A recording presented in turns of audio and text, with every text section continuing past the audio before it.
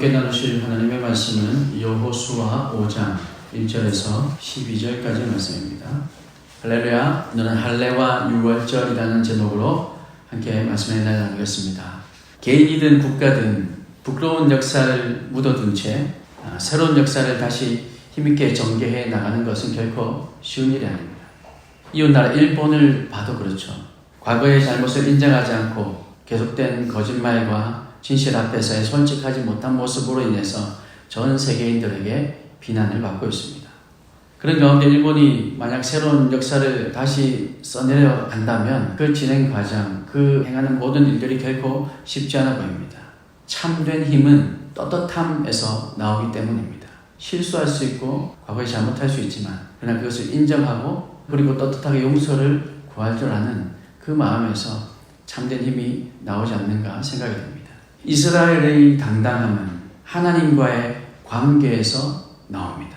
우리가 하나님을 하나님 되심 그 자체로 높이고 존경하며 또 그분의 말씀에 충실하게 따를 때 세상이 말하는 그 특출한 조건, 스펙이 없다 할지라도 우리 그리스도인은 아무것도 두려워할 필요 없이 내일을 향해 발걸음을 내디딜 수가 있는 것입니다. 신과 인간, 그리고 왕과 백성, 창조주와 피조물, 아버지와 자녀라는 이런 관계의 정립.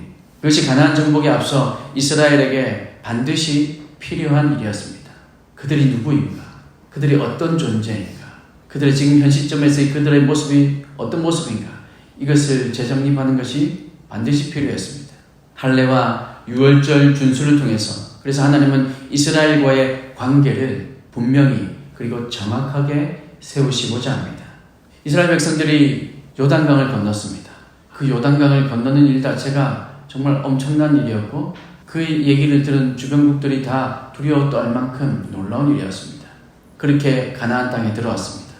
그러나 하나님께서 약속하신 가나안 땅이긴 하지만 아직 이 가나안 땅은 전쟁터입니다. 축복의 땅임에는 분명하지만 아직은 위험한 땅이라는 말입니다. 싸워 이겨야 얻을 수 있는 땅이고 정복해야 누릴 수 있는 땅이었습니다. 더군다나 할례를 행한다는 것은 지금 대적들 앞에서 지금 눈앞에 가나안에 있는 7 족속들 그 대적들이 지금 눈앞에 있는데 그들을 눈앞에 두고 할례를 행한다는 것은 대적 앞에서 무장해제를 하는 것이나 다름이 없었습니다. 그 사실을 만약 적들이 안다면 당장에 쳐들어오겠죠.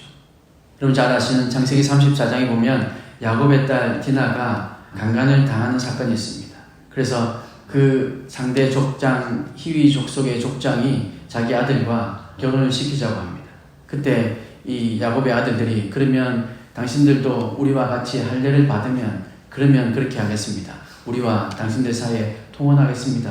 그렇게 얘기하고는 그들이 할례 받고 아파하는 그때 시몬과 레위가 쳐들어가서 다 몰살시켜버렸던 그런 기록도 있습니다. 만약 지금 이스라엘 백성들이 할례를 행하고 있다는 것을 적들이 안다면 그러면 그들이 가만히 있을 리가 없고 반드시 쳐들어올 겁니다. 그런 상황 속에서 그들은 지금 하나님의 말씀에 순종해야 하는 것이죠. 1절 말씀에 보면 하나님은 아모리 사람의 모든 왕들과 해변의 가나안 사람의 모든 왕들의 마음을 두렵게 하셨습니다. 이스라엘이 범람하는 요단강을 무사히 건넜다는 소식에 그들의 마음이 녹았고 정신을 잃었답니다. 도대체 이런 일이 있을 수 있는가? 도대체 어떻게 이런 일이 있을 수 있는가? 그들의 정신이 잃을 정도로 되었답니다. 그리고 2절 말씀에 보면 그때라고 시작하죠. 그때가 어느 때를 말하는 걸까요? 가나안 땅의 모든 왕들과 주민들이 여호와 하나님을 섬기는 이 이스라엘 백성들이 요단강을 걸어서 건넜다는 마른 땅을 걸어서 건넜다는 그 소식을 듣고는 경악하고 당혹스러워하던 바로 그때라는 말입니다. 가나안에 거주하는 족속들은 그들 즉 이스라엘 백성들 배후에 계신 그 여호와 하나님을 두려워하기 시작한 것입니다. 이스라엘 백성들은 아직 몰랐겠지만 하나님께서 그런 준비를 해 놓으셨으니 지금 할례를 행할 수 있다는 겁니다. 우리에게 하나님께서 순종을 요구하실 때 하나님은 우리보다 더 부지런히 더 먼저 준비하고 계심을 우리는 믿어야 할 것입니다. 대적을 눈앞에 두고 할례를 시행하라는 이 하나님의 명령은 전쟁의 승패가 온전히 하나님의 손에 달려있다는 것을 보여주는 사실입니다. 또한 그것은 불순종하는 옛 삶을 이제는 완전히 끊어내고 거룩하고 신실한 하나님의 백성으로서 새로운 삶을 시작하라는 하나님의 뜻인 것입니다. 사랑하는 성도 여러분, 하나님께서 우리에게 무언가를 요구하실 때가 있습니다. 내게 주셨던 물질을 요구하실 때도 있고, 시간을 요구하실 때도 있고, 어떤 경우에는 우리의 마음을 요구하실 때도 있습니다. 이럴 때 우리의 심정은 어떻습니까? 하나님, 제가 가진 것 겨우 이게 다인데 이거 드리면 저는 어떡합니까? 라는 걱정이 앞서지는 않으십니까? 저는 늘 그런 걱정이 앞섰던 것 같습니다. 하나님, 뭐 주식이나 하고 달라고 하시지, 주신 것도 없는데 늘 달라고 하시니. 믿음의 청년들이 첫 직장에서 받은 월급을 하나님께 온전히 다 드리는 모습, 예전에는 흔한 모습이었지만 요즘은 쉽게 찾아볼 수 없는 그런 일이 되어갑니다. 앞으로의 직장 생활, 이 물질 생활, 모든 것이 다 하나님께 달려 있습니다 라는 고백인데, 그 고백으로 드리는 이 첫 월급, 이게 더 이상 은혜로운 일로 보이지 않는 시대인 것이죠. 단기 선교나 또 하나님께서 세워주신 어떤 직분으로 인해서 직장을 당분간 그만두거나 혹은 휴학을 하는 일도 정말 제가 청년 때, 아니 제가 사역을 하는 도중에도 종종 보고, 그래서 저도 도전받기도 했는데 요즘 그런 일은 어리석은 일이라고 취급해 버리기도 합니다. 믿어도 적당히 믿어야 한다는 거죠. 너무 과하게 믿으면 안 된다는 겁니다. 사실 요즘은 이런 말 하기도 굉장히 조심스럽습니다. 언제적 라떼 얘기를 하느냐, 혹은 꼰대라고 생각하는 그런 시대이기도 하기에 이런 말 하기도 사실은 굉장히 조심스럽습니다. 그런데 저는 그렇게 마음을 다해서 또 시간을 다 들이며 물질도 아까워하지 않았던 그들이 그것으로 인해 정말 망했다라는 소리를 아직은 들어보지 못했습니다. 오히려 그렇게 헌신했더니 하나님께서 또 더 나은 길로, 더 좋은 길로, 하나님께서 원하시는 길로 인도해 주셨더라. 휴학까지 하면서 주의 일을 섬겼더니 또 하나님께서 그 결과 더 좋은 길로, 물론 그 더 좋은 길이라는 것은 아주 주관적이라서 어느 정도다라고 말하기는 힘들겠지만 그런 간증들을 종종, 아니 자주 들어봤습니다. 내 것이라고 생각했던 것들을 내려놓고 오히려 그것이 하나님의 것임을 믿음으로 고백하며 하나님께 내어 맡길 때 하나님께서 더 큰 풍성함으로 준비하시고 우리의 살 길을 열어주셨습니다. 오늘 우리에게 하나님께서 요구하시는 것이 무엇인가요? 여러분 마음에 최근에 계속해서 도전하시는 주님의 음성은 없으십니까? 혹시 아직도 마음의 갈등을 겪고 있으시다면 이스라엘에게 행하셨던 하나님께서 오늘 우리에게도 역사하시는 줄 믿으시고 하나님께 아낌없이 내어드리시길 바랍니다. 그리고 그렇게 하심으로 인해서 욥에게 허락하셨던 그 갑절의 복도 경험하는 저와 여러분이 되시기를 주님의 이름으로 축원합니다. 이 할례라는 것은 중요한 언약 의식입니다. 특히 아브라함에게 주신 그 약속을 이루신다는 그 하나님의 의지를 보여주시는 의식입니다. 이 할례는 옛 사람을 끊고 하나님의 백성으로 새롭게 태어나고 이제 새롭게 출발하는 것을 상징하는 증표였습니다. 이집트에서 나온 이 백성들 중에 20세 이상의 남자들은 광야를 떠도는 이 40년 동안 모두 죽게 되었습니다. 그들은 이집트에 있을 때 할례를 받았지만 광야에서 새로 태어난 이들은 아직 할례를 받지 못했습니다. 지금 이 백성들 가운데 40세 이하는 거의 그렇겠죠. 왜냐하면 지금 광야를 걷는 동안에는 할례를 시행하지 않았기 때문입니다. 사실 이스라엘 백성들의 이 40년 광야 생활은 가데스 바네아에서 12정탐꾼들 중에 이 10명의 정탐꾼들, 그들의 어리석은 보고와 또 이스라엘 백성들이 하나님을 신뢰하지 못한 일에 대한 하나님의 엄중한 징벌이었습니다. 다시 말하면 하나님과 이스라엘 사이에 맺은 언약이 깨어진 것이죠. 따라서 광야 이 유랑 동안에는 언약의 증표인 이 할례가 사실상 무의미했기 때문에 할례가 시행되지 않았던 것입니다. 그러니 이제 할례를 시행한다는 것은 불순종과 죄악의 옛 시대가 사라진 지금 언약이 새롭게 회복되었음을 의미하는 것입니다. 그래서 광야에서 할례를 받지 않은 이 이스라엘은 약속의 땅에 들어가기 전에 바로 그 입구에서 할례를 받아야 했습니다. 하나님과의 관계를 새롭게 해야 했습니다. 과거의 그들의 모습을 이제는 버려야 했습니다. 이 할례는 자신들의 정체를 분명히 할 수 있는 기회였고 또 하나님의 약속을 온몸에 새길 수 있는 기회이기도 했습니다. 무려 이스라엘 남자의 추정하건대 한 70% 혹은 80%에 해당하는 많은 사람이 한꺼번에 할례를 행했을 겁니다. 감히 주변의 적들이 나서지 못하게 하나님께서 딱 막아놓으시고 어중간했던 하나님과 이스라엘 관계, 광야 생활 동안, 광야에서 이 40년을 걷는 동안 하나님과의 깨어졌던 그 언약의 관계를 지금 다시 분명히 설정하기 원하셨던 것입니다. 그래서 그것으로 불순종의 세대를 마감하고 새로운 시대를 열고 싶으셨던 것입니다. 그렇게 해서 하나님은 여호수아에게 말씀하십니다. 내가 오늘 애굽의 수치를 너희에게서 떠나게 하겠다. 이렇게 말씀하셨습니다. 애굽을 나온 후로, 이 이집트를 나온 후로 광야를 떠돌던 이 수치스러운 역사의 종지부를 이제 찍겠다라고 말씀하신 것입니다.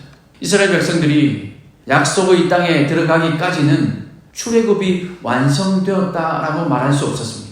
물론 지금 애굽을 나오긴 했지만, 그러나 애굽 나오는 것만이 목적이 아니라 이제 하나님께서 허락하신 그 가나안 땅에까지 들어가는 것, 그것이 출애굽의 목적이기에 아직 가나안 땅에 완전히 들어가지 않았던 이 약속의 땅에 들어가기까지는 출애굽이 완성되었다라고 말할 수 없었던 겁니다. 만약 가나안 땅에 들어가지 못하고 이스라엘 백성들이 광야에서 죽었더라면 애굽 사람들은 이스라엘 백성들을 조롱했을 것이고, 그렇게 도망가더니 탈출해 가더니 결국 광야에서 다 죽으려고 그랬구나, 이렇게 조롱했을 것이고 이스라엘은 큰 수치를 겪었을 것입니다. 하지만 이제 가나안 땅에 들어와서 할례를 행함으로써 이스라엘은 이 가데스 바네아에서의 실패를 이제 다시 답습하지 않고 이집트 사람들의 조롱과 그 땅에서 받은 수치는 이제 멀리 떠나게 되었습니다. 그래서 여호수아는 그곳 이름을 길갈이라고 했는데, 그 길갈이라는 이름의 뜻은 굴려 없애다라는 뜻입니다. 그런 이름의 뜻으로 그곳을 부르기 시작했던 것이죠. 이스라엘 백성들이 하나님의 약속대로 가나안 땅에 무사히 도착함으로써 과거 애굽에서 겪은 수치와 조롱을 이제 멀리 굴려 없앴다는 의미입니다. 수치스러웠던 그 애굽 시절, 노예로 살던 그 시절은 이제 다 지나가 버렸고 이제 영광스러운 가나안의 새 시대가 시작되었음을 선포하는 지명, 그것이 길갈이라고 해도 과언이 아닐 것입니다. 사랑하는 성도 여러분, 하나님은 우리에게 가장 원하시는 것은 마음입니다. 하나님을 향한 우리의 사랑을 하나님은 원하십니다. 다시 말씀드리면 하나님은 우리와 관계를 맺고 싶어 하십니다. 그 관계 또한 인격적인 관계, 자동적인 관계가 아닌 인격적인 관계를 원하십니다. 그런데 우리는 하나님께 늘 다른 것을 요구하죠. 그것도 우리가 일방적으로 우리의 소원을 기도라는 이름으로 협박하며 하나님께 내놓으라고 합니다. 그저 하나님께 가까이 나아가 하나님과 친밀한 관계를 이룰 수 있다면 하나님께서 우리에게 필요한 모든 것을 채우실 텐데 우리는 그 사실을 자꾸만 잊어버리는 것이죠. 기도는 만약에 굳이 둘 중에 하나 선택하라고 한다면 아뢰는 것, 하나님의 음성을 듣는 것, 이 둘 중에 하나 선택하라고 한다면 어떤 것이 맞을까요? 굳이 선택하라고 한다면 하나님의 음성을 듣는 것, 이것이 하나님께서 원하시는 기도입니다. 하나님 앞에 나아가 하나님을 나의 주로 고백하고 내 삶의 왕이심을 인정하고 하나님의 음성에 귀 기울이는 것, 이것이 기도인 것이죠. 그러면 하나님께서 우리에게 흔들어 넘치도록 후하게 안겨주실 것입니다. 하나님께서는 전쟁 중에도 이스라엘에게 하나님과의 친밀한 관계를 요구하십니다. 이스라엘 백성들이 지금 목숨을 내어놓고 하나님과의 새로운 관계를 정립하는 것, 하나님께서 이것을 원하십니다. 할례를 통해서 오직 하나님만 의지하기를 원하시고 깨어진 하나님과의 관계를 회복하기를 원하십니다. 이것이 하나님의 마음인 것이죠. 남은 한 주도 우리는 전쟁과 같은 삶이 될 수 있을지도 모르겠지만 우리도 하나님과 친밀한 관계를 계속해서 유지해 나갈 수 있기를 도전합니다. 그것이 바로 하나님께서 우리에게 가장 원하시는 것임을 여러분 기억하시고 이번 남은 한 주간도 하나님과 더 친밀한 관계로 주님과 가까워지기를 소망하는 저와 여러분 되시기를 주님의 이름으로 축원합니다. 이스라엘은 할례를 마치고 이제 유월절을 지킵니다. 그리고 다음날 그 땅의 소산물을 먹었습니다. 그러자 신기하게도 40년간 내리던 만나가 그쳤습니다. 만나는 출애굽 원년에 처음 내렸고 또 출애굽 한지 41년에 갑자기 뚝 그쳐버렸습니다. 40년에서 한 달이 모자라는 오랜 기간 동안 광야를 지나는 그 세대의 이스라엘 백성들에게만 특식으로 제공되었던 하늘나라의 메뉴였던 거죠. 만나는 결코 우연이거나 자연현상이 아니라 하나님께서 광야의 백성들을 위해서 특별히 베풀어 주신 초자연적인 하늘 음식이었음에 분명합니다. 이스라엘에게 유월절은 하나님 나라의 시작이며 이스라엘의 생일과도 같은 날입니다. 길갈에서의 이 유월절 준수는 이제 가나안에서 새로운 삶을 시작하는 삶의 시작을 알리는 축제인 것입니다. 하나님이 시작하신 역사입니다 라는 것을 고백하는 날입니다.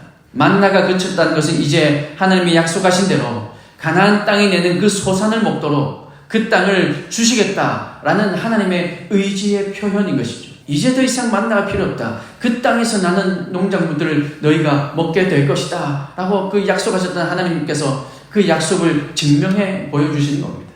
이스라엘의 유월절 준수에 하나님께서 화답하신 것이죠.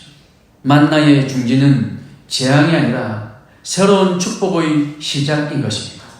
할례와 이 유월절 준수를 통해서 이스라엘은 자신의 미래를 하나님께 온전히 맡기는 관계로 더 깊이 진입할 수 있었던 것입니다. 할례를 행함으로 인해서 온전히 하나님을 신뢰하는 법을 그들은 다시 한번 마음에 새기고 그들뿐만 아니라 그들 자녀들에게도 교육할 수 있게 되었고 그리고 또한 이 유월절을 지킴으로 인해서 하나님께서 약속하신 것, 이 모든 것들이 이루어질 것이라는 그 확신을 붙들고 이제 이 가나안 전쟁에 임할 수 있게 된 것이죠.